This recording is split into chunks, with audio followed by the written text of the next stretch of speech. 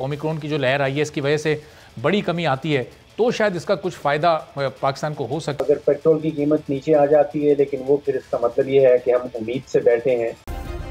Subscribe करें और bell दबाएं ताकि कोई खबर रह न जाए। ये वाकई इंपोर्ट एक्सपोर्ट और ये ट्रेड डेफिसिट और इस सब का असर एक आम आदमी तक पहुंचता है किसी सूरत में? जी बिल्कुल डायरेक्ट पहुंचता है। हकीकत अगर आप सामने रख लें तो सन 2013 जो माली साल था 2013-14 का, उसमें हमने तकरीबन 31 अरब डॉलर की एक्सपोर्ट की थी। अब लास्ट ईयर जब 31 अरब पे पहुंचे हैं तो एक जश्न मनाया जा रहा था। हकीकत यह है कि हम उससे 7-8 साल पहले 31 अरब तक पहुंच चुके थे और उसके बाद हमारी एक्सपोर्ट जो है मुसलसल गिरती चली जा रही थी। 2013-14 में जब हम 31 अरब पे थे तो उस वक्त बांग्लादेश हमसे पीछे था।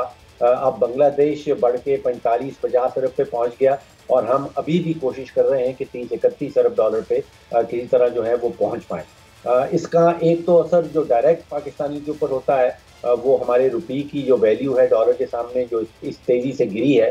आप समझिए कि पिछले तकरीबन 40 महीनों में 48% रुपए की वैल्यू डॉलर के सामने गिर गई है।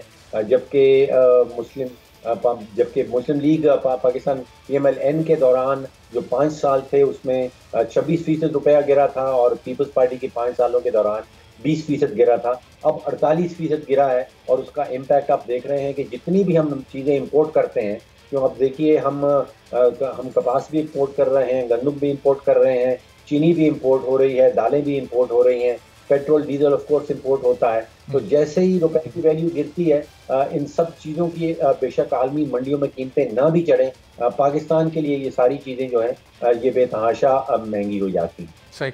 और फारूक साहब, इस वक्त ज़ाहिर है क्योंकि डॉलर की बढ़ती कदर और रुपए की डिवैल्यूएशन का आपने जिक्र किया, कुछ अरसे पहले शौकत तरीन साहब ने जब ये कहा था कि ये तो सिर्फ सट्टेबाजों की शरारत है और मैं उनको वार्न कर रहा हूँ, अब उस बात को भी कोई 1.5-2 माह के करीब हो चुके हैं, अभी तक डॉलर रिवर्स नहीं हो सका, रुपए की वैल्यू बढ़ नहीं सकी। इसकी क्या वजह है? जब हुकूमत को पता भी है कि फॉल्ट कहाँ पर है, फिर वो उस फॉल्ट को दूर क्यों नहीं कर पा रही है?